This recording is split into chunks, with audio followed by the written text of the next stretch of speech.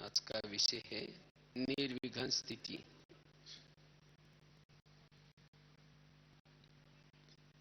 इस सीजन में बाबा ने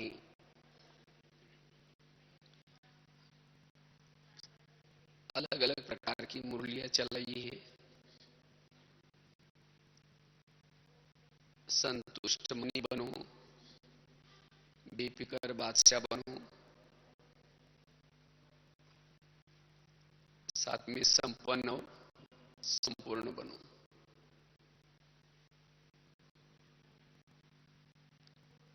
लेकिन ये संपन्न और संपूर्णता तो हमारा लक्ष्य है।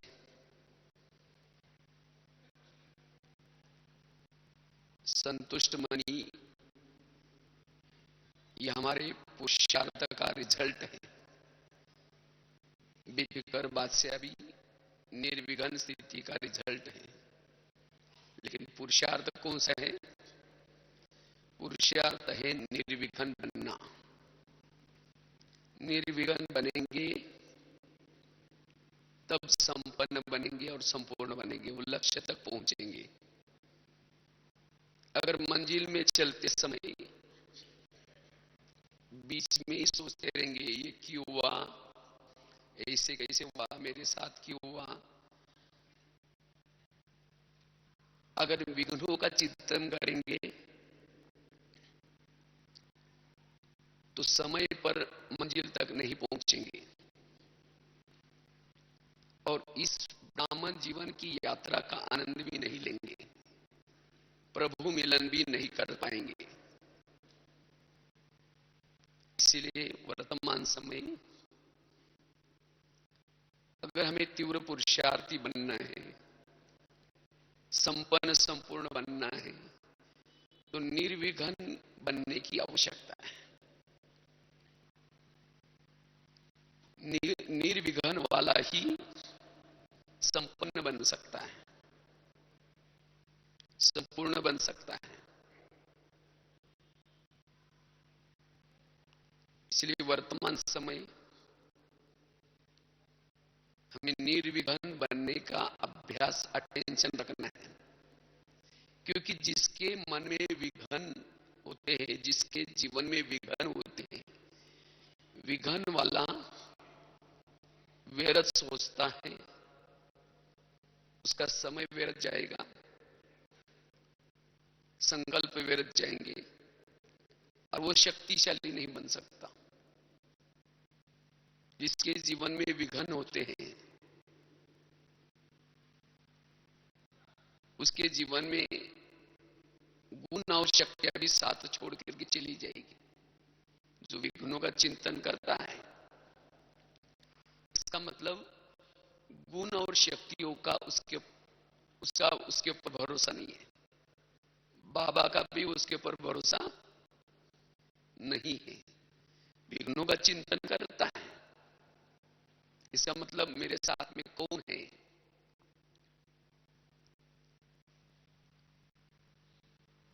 ये मेरे आसपास जो शक्ति है उसके ऊपर भी भरोसा नहीं है। इसीलिए हमें वर्तमान समय निर्विघ्न बनना है। और दो निर्विघ्न है वही फिर संतुष्ट रह सकता है, हर परिस्थिति में एडजस्ट हो सकता है। वैसे तो विघ्न चार प्रकार के होते हैं और ये चार प्रकार के विघ्नों से हमारा समय वेस्ट जाता है, संकल्प वेस्ट जाते हैं और तीव्र पुरुषार्थी बनने में प्रॉब्लम आते हैं। ये विघ्नों के अधीन रहने वाला, इन चार प्रकार के विघ्न, इसके जो अधीन है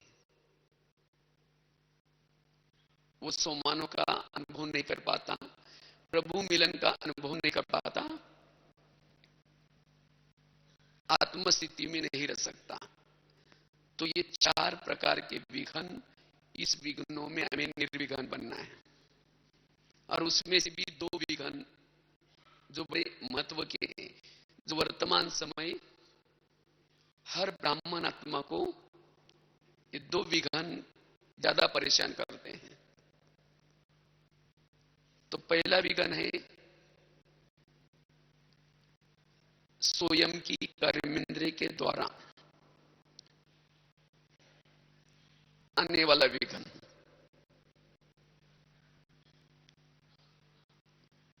स्वयं की कर्मेंद्रिय के द्वारा विघन आता है।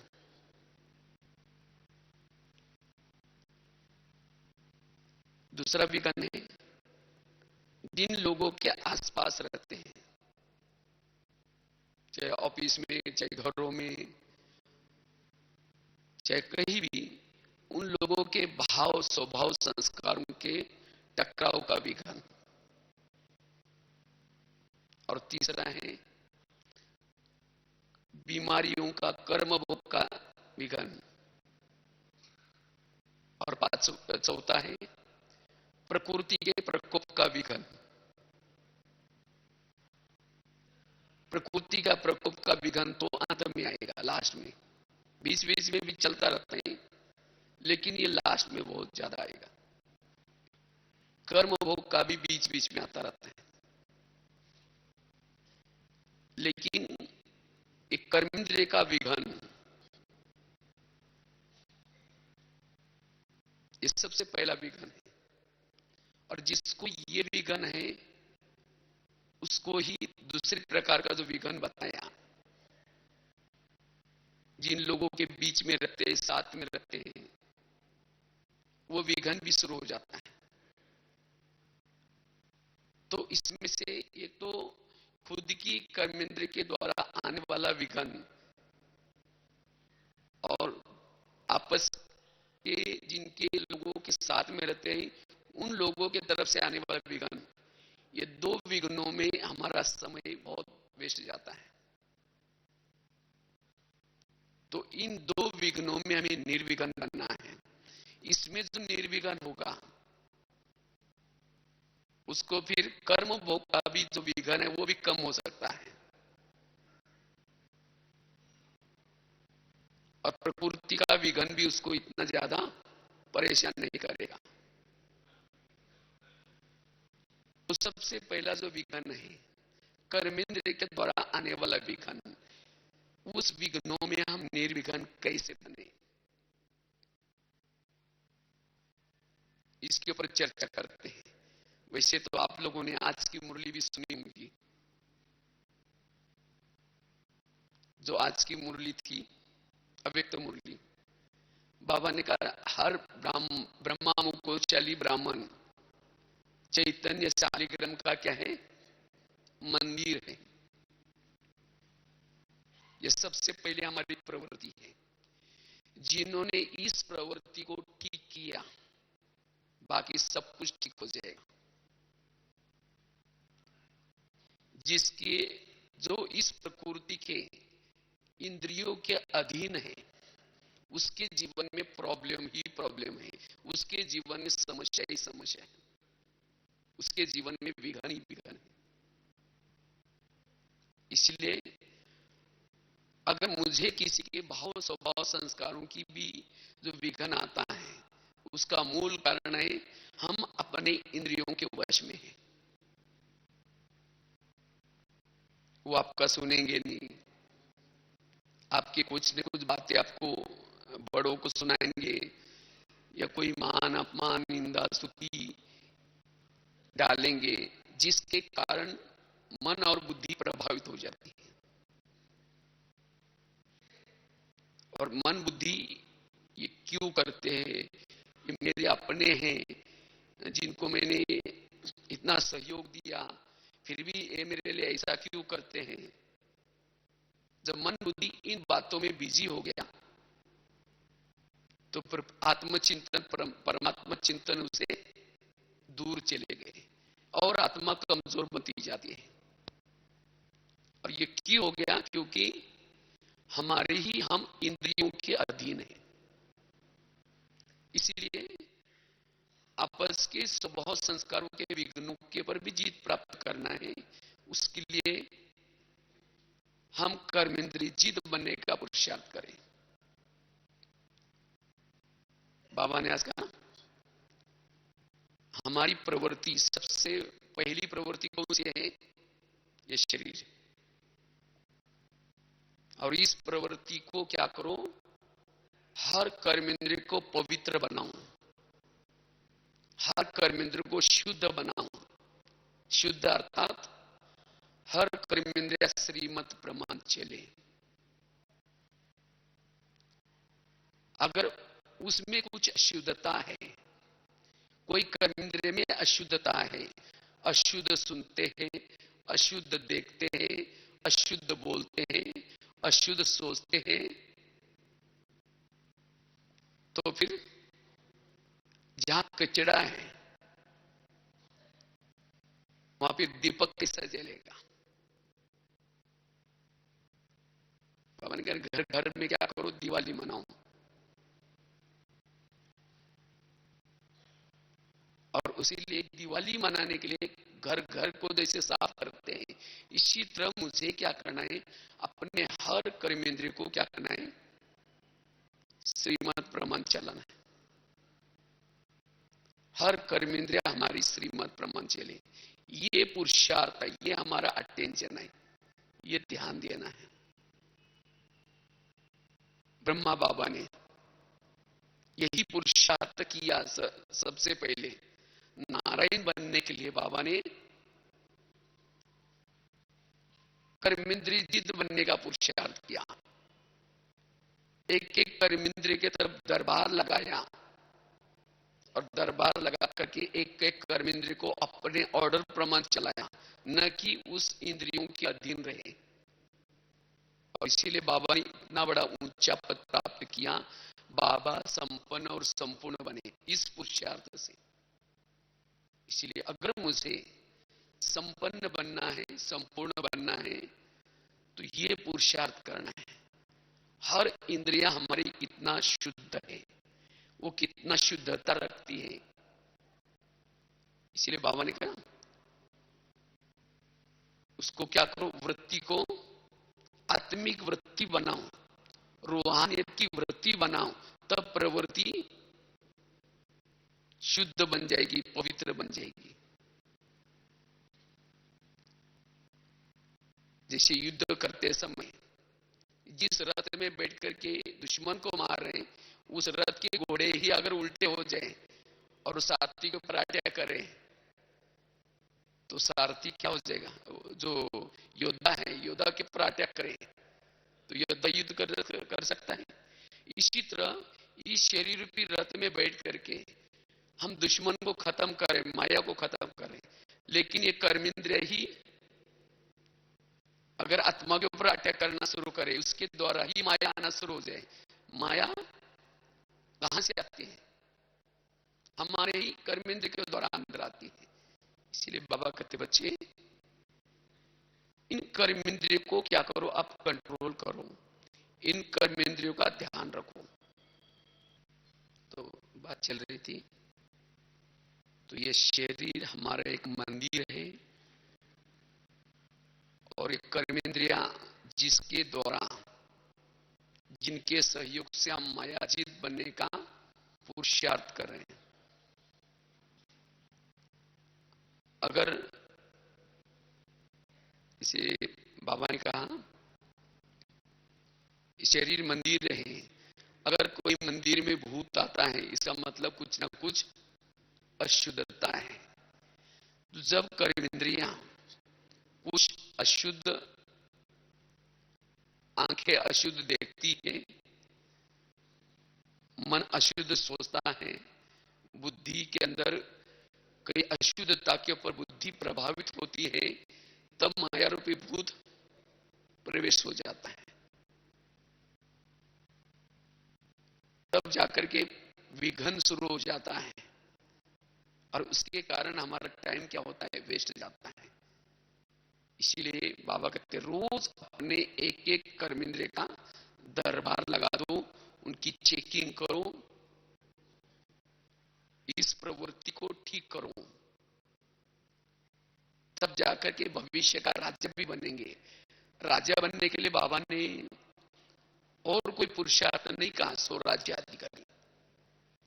जितना जो स्वराज्याधिकारी है उतना राजा है। हर इंद्रियां अगर अधीन है वो अधिकारी नहीं बन सकता। तो हमें इसके लिए अपनी रोज की क्या करनी है, सवेरे चेकिंग करनी है।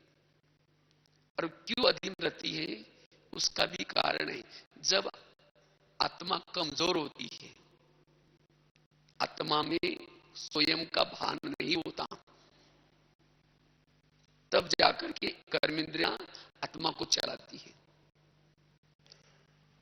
तो मुझे आत्मा का भान रहे, उसके लिए सवेरे का अमृत वेला का योग अगर मेरा ठीक है, बाबा से मैंने शक्ति ली है, योग ठीक किया है, आत्मा की स्मृति रहने से सब कर्मेंद्रियों को वश में कर सकेंगे।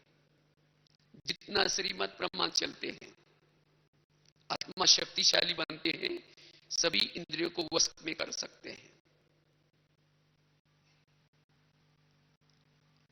अगर आत्मा कमजोर रहे, श्रीमत प्रमाण नहीं चलेंगे, अमृतवेला ठीक नहीं करेंगे, आत्मा कमजोर है, कमजोर आत्मा इंद्रियों के अधीन है। और जब इंद्रियों के अधीन है तब जाकर के विघ्न शुरू हो गया।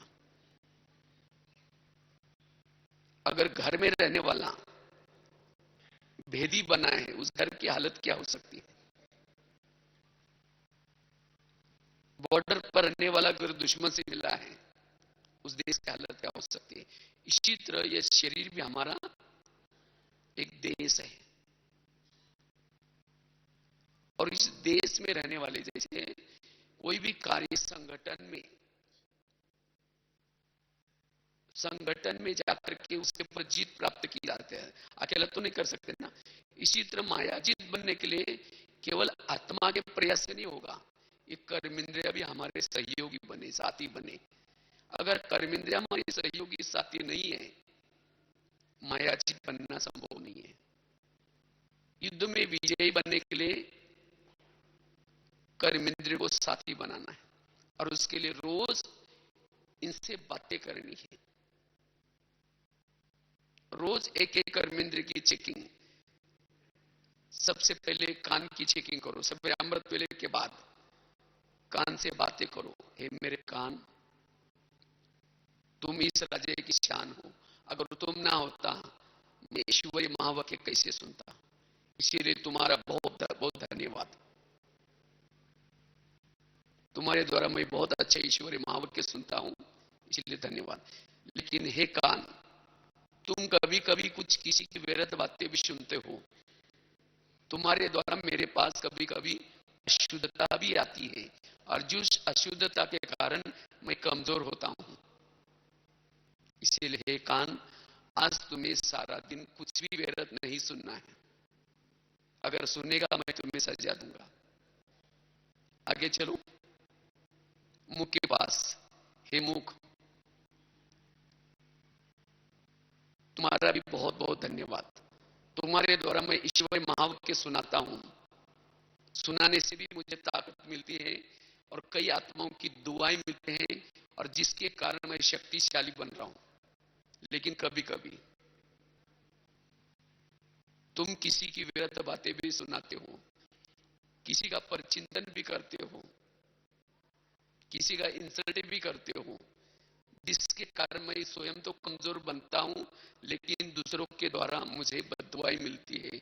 दूसरे मेरे मेरे जो आत्मा भाई हैं मेरे से नाराज हो जाते हैं। इसलिए हे मुख, तुम्हें कुछ भी आज सारा दिन व्यर्थ ना बोलना है, ना किसी का इंसल्ट करना है। अगर करेगा मैं तुम्हें फिर सजा दूंगा। आगे चलो आंखों के पास है आंखें। मुझे तो 84 जन्म में बहुत सारी आंखें मिली, लेकिन तुम्हारे जैसे भाग्य चले आंखें नहीं मिली। क्यों? क्योंकि तुम्हारे द्वारा मैंने उस सत्यम शिवम सुंदरम को घंटों तक निहारा हुआ है, देखा हुआ है, और उसको देखने से, तुम्हारे द्वारा देखने से मेरे अंदर बल आ गया, मेरे अंदर ताकत आ गई। इसीलिए तुम्हारा बड़ा धन्यवाद। लेकिन कभी कभी तुम क्या करते हो, किसी की सुंदरता को निहारते हो, व्यर्थ बातों को देखता हूं जिसके कारण मेरे अंदर कमजोरी आ जाती है, बीमारी आ जाती है। तो क्या उस सत्यम शिवम सुंदरम को देखने के बाद क्या तुम्हारा पेट नहीं भरा? आखिर तुम व्यर्थ क्यों देखते हो? अगर तुम व्यर्थ देखेगा मैं तुम्हें सजा दूंगा। आगे चलो मन के पास से। मन, तुम जब प्रभु चिंतन करते हो, प्रभु का गुणगान गाते हो, तो मुझे ताकत मिलती है, मेरे अंदर बल आता है, मैं शक्तिशाली बन जाता हूं। लेकिन कभी कभी तुम व्यर्थ का गुणगान गाते हो, व्यर्थ का चिंतन करते हो, पर चिंतन करते हो जिसके कारण मैं कमजोर बन जाता हूं, मैं शक्तिहीन बन जाता हूं, मैं अपने सिंहासन पर बैठने के लायक नहीं बनता हूं, मैं बीमार पड़ जाता हूं। क्या इसके लिए मैंने तुम्हें रखा है? अगर तुम मेरा चिंतन करेगा मैं तुम्हें सजा दूंगा। आगे चलो बुद्धि के पास। बुद्धि, मैंने तुम्हें योग्य समझा और सभी इंद्रियों में से चुन करके मैंने तुम्हें मंत्री बनाया। बुद्धि कौन है? मंत्री। क्योंकि पूरा कारोबार मैंने तुम्हारे हाथ में दिया है। अब मैंने तो तुम्हें योग्य समझा, मंत्री समझा, मेरा हितकारी समझा और मैं निश्चिंत हो गया। लेकिन तुमने गलत निर्णय करके अपने मन मत प्रमाण चल करके गलत निर्णय के द्वारा क्या क्या, मेरी जितनी भी राज्य थी वो भी गंवा दी, मेरे सोने के महल थे वो भी गंवा दिए और मुझे रावण के जेल में डाल दिया। तुम्हारे निर्णय से सभी इंद्रियां फॉलो करती है। आज मेरे पराधीन का आधार है, कारण है तुम। इसलिए हे बुद्धि, तुम आज ध्यान से सुनो। अगर तुम कुछ व्यर्थ निर्णय करेगा श्रीमत के अलावा, कोई भी व्यर्थ निर्णय करेंगे मैं तुम्हें सजा दूंगा। तो इसलिए हे बुद्धि, तुम ज्ञान के आधार से, श्रीमत के आधार से जब निर्णय करते हो तो मुझे ताकत आती है, मेरे अंदर बल आता है, मैं सेफ रहता हूं। इसलिए हे बुद्धि, सारा दिन तुम ध्यान रखना। ऐसे ऐसे बाबा ने भी प्रैक्टिस की है और यही प्रैक्टिस हमें भी करनी है। इसको कहते हैं सो परिवर्तन। इसको कहते हैं एक एक कर्मेंद्रिय में शुद्धता लाना, ये अपने प्रवृत्ति को ठीक करना। और जब हमारा हर इंद्रिया इस प्रकार की अगर शुद्धता आएगी, हमारे में परिवर्तन आएगा, हमें बाकी सब परिवर्तन दिखाई पड़ेगा। जैसी दृष्टि वैसी सृष्टि। तो हम ये सृष्टि भी बदली हुई नजर आएगी। लेकिन इतना ही नहीं, हम बदलेंगे, हम बदलेंगे तो दुनिया भी बदल जाएगी। ये दुनिया क्यों नहीं बदल रही? क्योंकि अपनी ये दुनिया, ये शरीर भी हमारी एक दुनिया है, ये दुनिया अब तक नहीं बदली। इसीलिए बाबा कहते बच्चे, ये है पुरुषार्थ, ये पुरुषार्थ करो। जब इंद्रियां हमारी विघ्नों में है तब हम कमजोर बन जाते हैं। इसीलिए रोज हमें क्या करना है? अपना निरीक्षण करना है, अपना चिंतन करना है, अपने प्रवृत्ति को ठीक करना है। औरों को ज्ञान में सुनाने से पूर्व हमारी हर इंद्रिय ज्ञान में चले। इसलिए कहते ना, तुम पहले अपने घर को सुधारो। Charity begins at home. ये होम है और इस होम में रहने वाले ज्ञान में चले। कान ज्ञान में चलता है, मुख ज्ञान में चलता है, आंखें ज्ञान में चलती है, मन मेरा ज्ञान में चलता है, बुद्धि मेरी ज्ञान में चलती है। अगर ये ज्ञान को फॉलो नहीं करते तो हमारा ज्ञान फिर और नहीं, दूसरे नहीं सुनेंगे। और तब हमारे में परिवर्तन आएगा। कहेंगे बहन या भाई, इसके अंदर कुछ अलौकिकता नजर आ रही। ये कुछ दिव्य नजर आ रहा है, लोगों से कुछ अलग नजर आ रहा है। क्यों? वो व्यर्थ नहीं देख रहे, व्यर्थ नहीं सुन रहे। ये है परिवर्तन। बैच पहन लिया, सफेद ड्रेस पहन लिया, यह है ऊपर का परिवर्तन। क्योंकि संस्कार भी आत्मा के किससे बने हैं? इन इंद्रियों के अंदर से अशुद्धता आई, अशुद्ध संस्कार बन गए। अगर शुद्धता लाने, आत्मा के संस्कार बदलना है, तो इस इंद्रियों के द्वारा शुद्धता देखनी पड़ेगी, शुद्ध सब कुछ देखना पड़ेगा, तब आत्मा के संस्कार बदलेंगे। इसलिए हमें ये पुरुषार्थ करना है, हर कर्मेंद्रिय मेरी निर्विघ्न रहे। पहले जमाने में राजा किले में रहते थे और किले के कई दरवाजे रहते थे।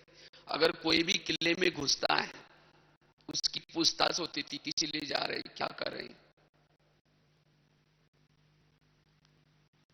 तो इसी तरह शरीर में हमारा एक किला है, फोर्ट।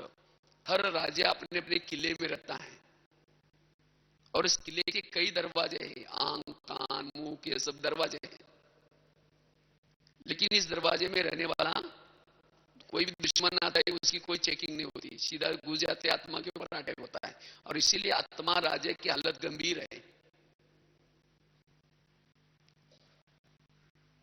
इसलिए अगर कुछ भी विरत आता है, ये भी एक प्रकार का आत्मा का भोजन है।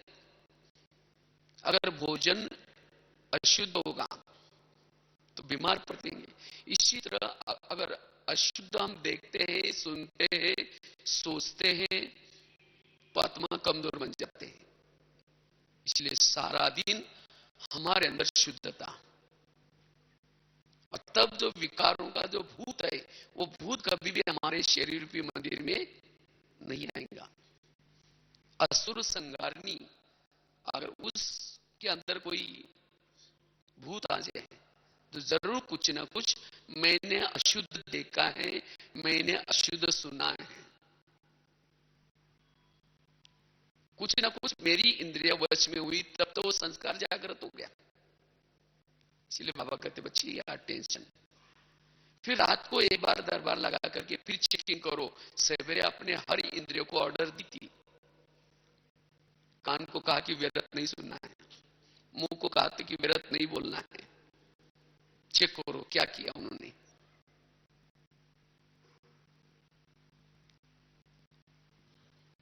कान को फिर पूछो, कान तुम्हारा सारा दिन का चार्ट कैसा रहा? आपका बहुत बहुत धन्यवाद, आपके द्वारा मैंने मुरली सुनी थी सवेरे 7 बजे, जिससे मेरे अंदर बहुत ताकत आई, बल आया था, इसीलिए आपका धन्यवाद। लेकिन 12-1 बजे कोई माता जी आई थी, उसने किसी की विरध बातें सुनी थी और आगे जाकर के कहा था क्या और क्या हुआ, जबकि मैंने सवेरे मना किया था। और मैंने सब कुछ देखा हुआ, किससे? सीसी कैमरे से। मेरे फोर्ट के चारों तरफ आजकल सीसी कैमरे लगे हैं, जैसे आजकल कैमरे में देखते हैं। तो इसलिए हे कान, तुमको मैंने वेरत सुनने के लिए मना किया था, तो भी तुमने सुना, इसीलिए तुम्हारे लिए सजा कौन सी? फिर से दोबारा मुरली सुनो। सजा मैंने कोई कान काटने की सजा नहीं है, क्योंकि कान व्यर्थ क्यों सुनता है? क्योंकि कान के अंदर ज्ञान की कमी है, इसके कारण व्यर्थ सुनता है। उसके लिए उसको वो सजा दो जो ज्यादा से ज्यादा जितना ज्ञान की बातें स्पष्ट होगी, व्यर्थ सुनना बंद कर देगा। फिर आगे चलो, मुख्य बात, मुंह को पूछो तुम्हारा चार्ट कैसा रहा।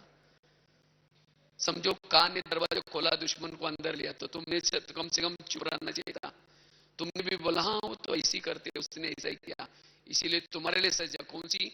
तुम्हारा कल के दिन कारोबार बंद रहेगा। मौन, मौन है मुंह की सजा।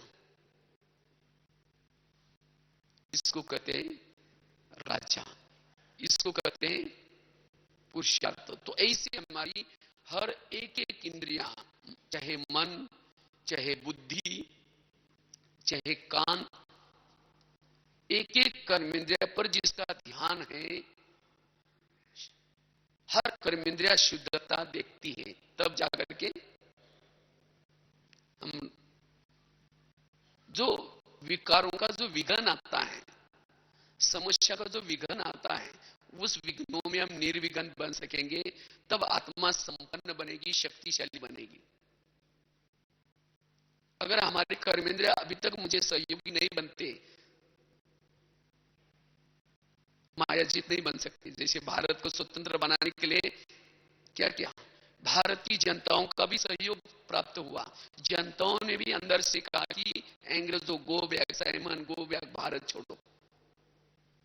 और इसीलिए हमारी हर कर्मेंद्रिय कहे कि माया गो बैक। अब होता क्या है, आत्मा तो कहता है माया गो बैक, कान कहता है और क्या हुआ, कान कहता है बताओ क्या हुआ। माना कर्मेंद्रिय की इच्छा है, कर्मेंद्रिय के अंदर विकारों के लिए वैराग नहीं है, उनके अंदर की इच्छा है। तो हम भले आत्मा की इच्छा है कि हम विकारों के ऊपर, संस्कार के ऊपर जीत प्राप्त करें, तो भी नहीं कर पाएंगे, क्योंकि हमारी इंद्रियों के अंदर से वो तमन्ना है। तो बाहर जाएंगे, देखेंगे, अधीन रहेंगे। इसीलिए हमारे हर कर्मेंद्रिय अब कहे कि माया गो बैक। और इसीलिए रोज हमें अपने इंद्रियों से बातें करनी है और उनको समझाना है कि देखो आप लोग आज इस विकार के, विकार कभी कभी हमारे फोर्ट में, किले में घुस जाता है, उसको अब घुसने नहीं देना है। इस विकार ने मुझे कमजोर बनाया, आप लोग सहयोगी साथी बनाओ। और जिन्होंने ये प्रवृत्ति को शुद्ध बनाया, पवित्र बनाया, वो जाकर के निर्विघ्न है। ये तो कई दिनों तक क्या होता है, विरत देखते हैं, विरत सुनते हैं, विरत, तब जाकर के अंदर से पुराने संस्कार जागृत होते हैं और कई दिन हमारे निकल जाते हैं अधीन होकर के। इसलिए ये पुरुषार्थ, और उसके लिए हमारी, जैसे कहा, वो आत्मा का भान सदा बना रहे, ताकि हर इंद्रियां, इंद्रिया भी आत्मा को वश कब करती है, जब आत्मा कमजोर होता है। और कमजोर क्यों होता है, जो बाबा के श्रीमत मिले हैं, वो श्रीमत का उल्लंघन करते हैं। इसलिए बाबा ने कहा, बाप का कहना और बच्चों का करना। कहना क्या है, मुरली, मुरली क्या, एक एक श्रीमत के प्रमाण जितना हम चलते हैं, आत्मा में बल आता है, ताकत आती है। और जब आत्मा के अंदर ताकत है, तब इंद्रियां हमारी वश में है। तो स्वयं का परिवर्तन।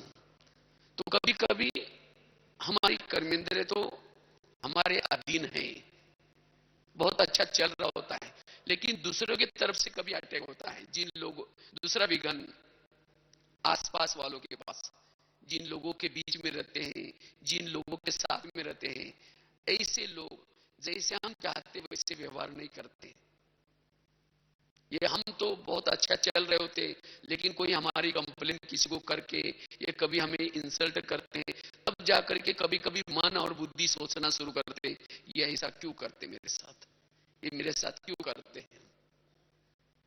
और उसके कारण फिर सारा दिन कर्मयोगी बनने के बजाय उन्हीं बातों का चिंतन चलता रहता है। बैठ करके योग में वो परमात्मा चिंतन करने के बजाय उन व्यक्ति का चिंतन चलता है जिसने कुछ सारा दिन कुछ बोला हुआ है।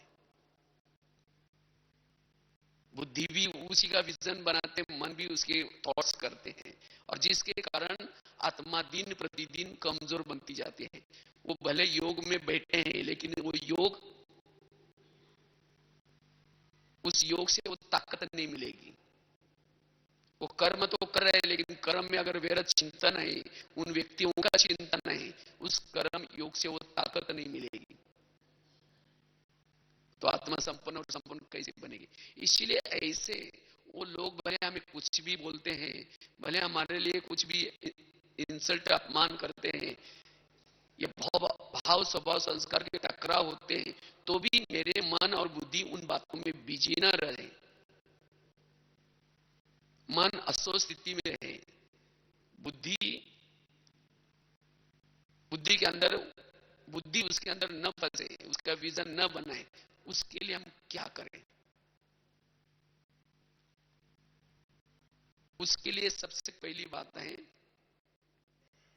हमें सदा कर्मों की घुइये गति को बुद्धि में रखते हुए चलें।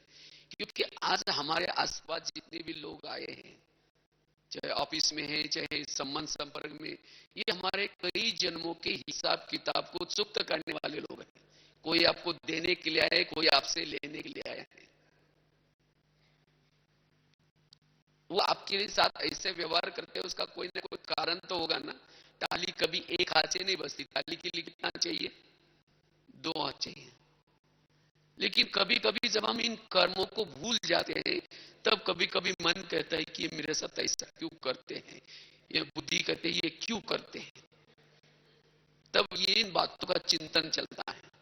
इसीलिए अपने बुद्धि को, मन को समझाना है, हे मन, हे बुद्धि, ये सब मेरे ही कोई कर्मों में, मेरे ही किए हुए कर्मों का प्रतिक्रिया में ये ऐसा कर रहे हैं, इसकी इनकी कोई गलती नहीं है। कभी कभी अगर ऐसा कोई व्यवहार करता है, तब कभी कभी हम आश्चर्य खा लेते हैं। ऊपर देख करके बाबा को भी कहेंगे, बाबा आपने भी आंखें बंद किया कि मेरे साथ क्या कर रहे हैं, क्यों कर रहे हैं। और फिर उन्हीं बातों का चिंतन फिर हम औरों को सुनाते हैं, देखो इसने मेरे लिए ऐसा किया, यो मेरे लिए ऐसा करता है। और उनके प्रति फिर भावना बदल देते हैं। आत्मिक भावना के बजाय, स्नेह की भावना के बजाय नफरत पैदा होता है, घृणा पैदा होता है, उनके प्रति वैर पैदा होता है, विरोध पैदा होता है। उनको जो रिगार्ड देना चाहिए वो रिगार्ड नहीं देंगे। क्यों? कहते ये मेरे साथ ठीक नहीं करे। पूरी हमारी वृत्ति उनके लिए निगेटिव बन जाती है, दृष्टिकोण निगेटिव बन जाता है। उनसे किनारा करेंगे, भले साथ में रहते हैं, लेकिन कभी ओम शांति करेंगे भी तो भी यहां से ऊपर से करेंगे, दिल से ओम शांति नहीं होगी। तो ये सब घटना उसका कारण हम कर्मों को भूल गए हैं। इसलिए ऐसे विघन में भी निर्विघन रहने के लिए कर्मों की खुई गति को याद रखें। ये दुनिया जो चल रही है कर्मों के आधार से चल रहे हैं, जो कुछ हो रहा है कर्म के आधार से चल रहा है। इसलिए कोई किसी का दूसरे का दोष नहीं है। इसलिए कर्म गति को याद रखें। दूसरी बात है, ऐसी अगर बातें आती भी हैं, कोई अपमान करे या कोई निंदा करे, उन बातों को, ये बड़ी छोटी छोटी बातें हैं, उन निगेटिव बातों को क्या बना दो? पॉजिटिव। क्योंकि ये बातें आपको भविष्य की तैयारी के लिए है। संगम युग में जो कुछ होता है भविष्य में भक्ति मार्ग के लिए होता है।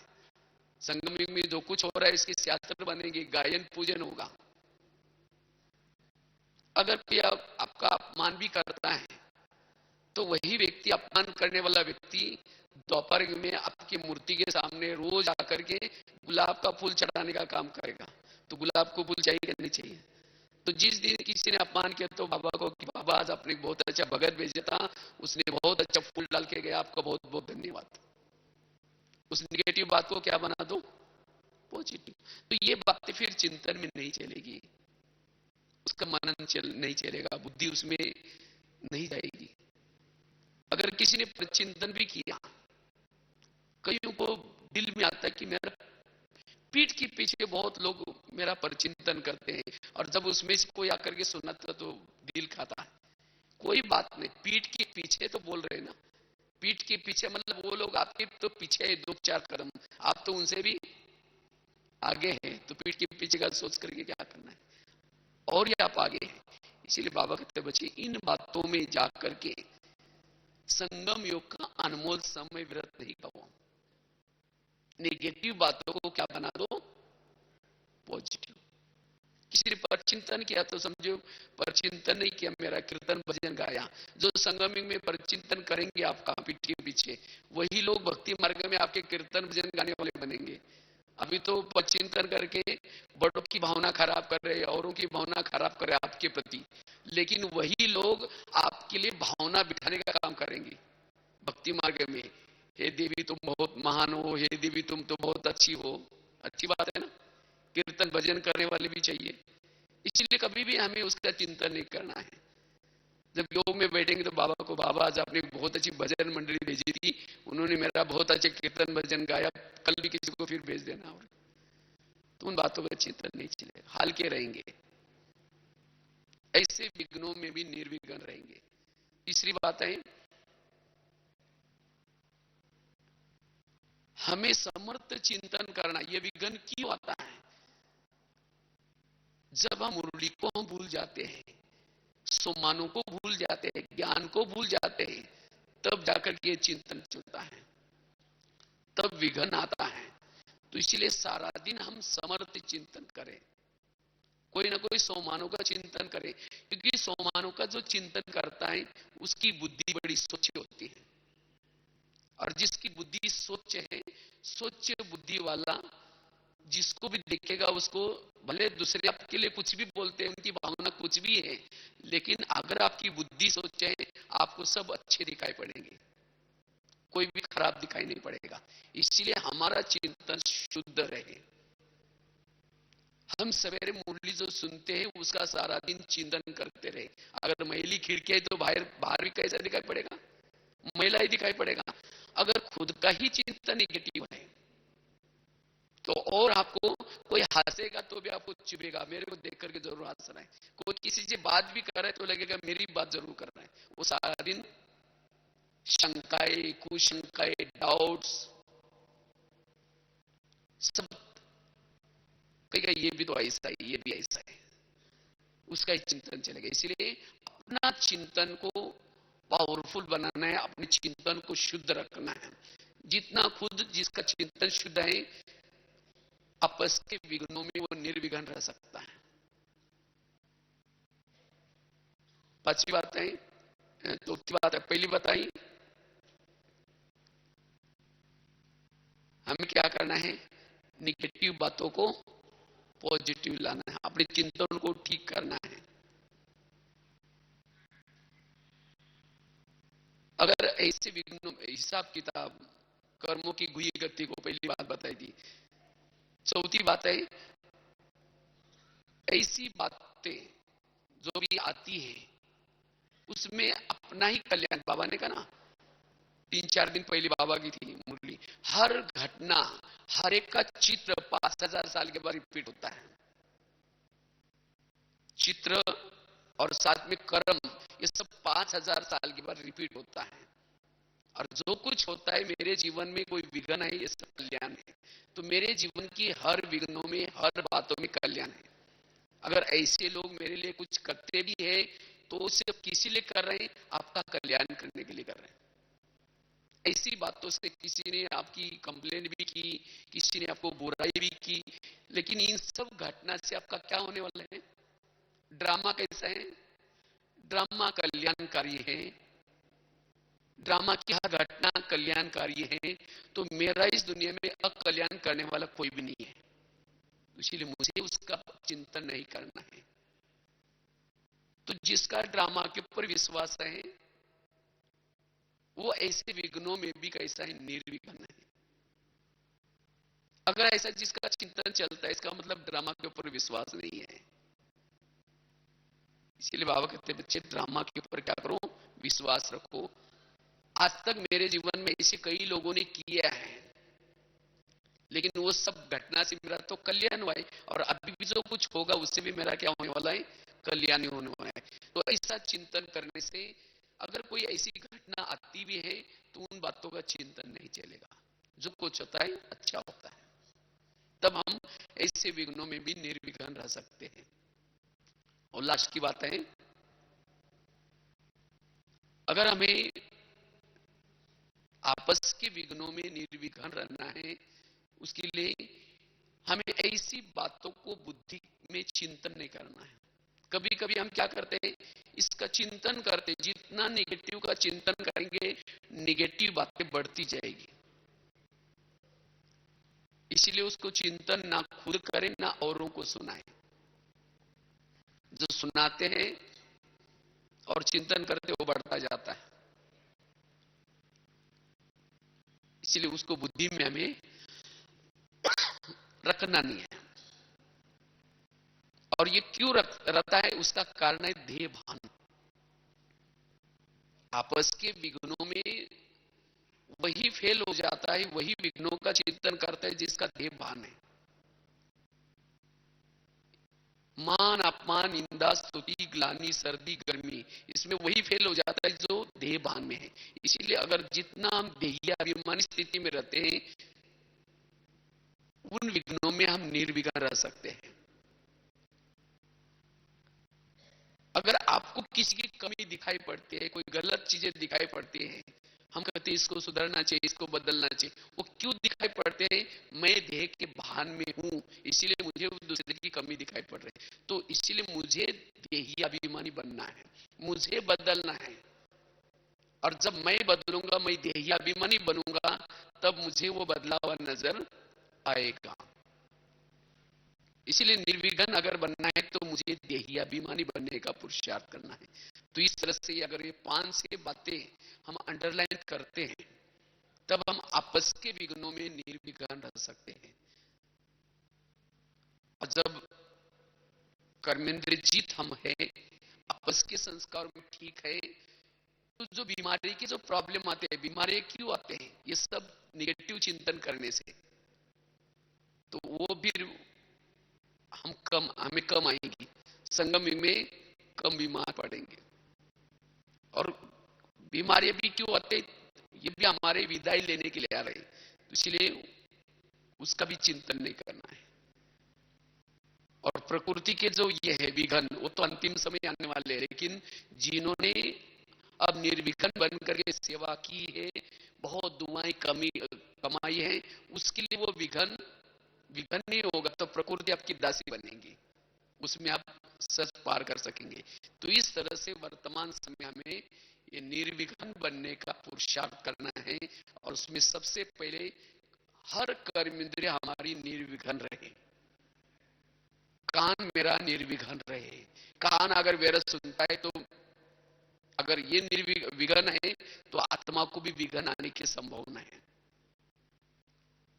अगर आपका मन विघ्नों में है तो वो विघ्न आत्मा को भी आ सकता है।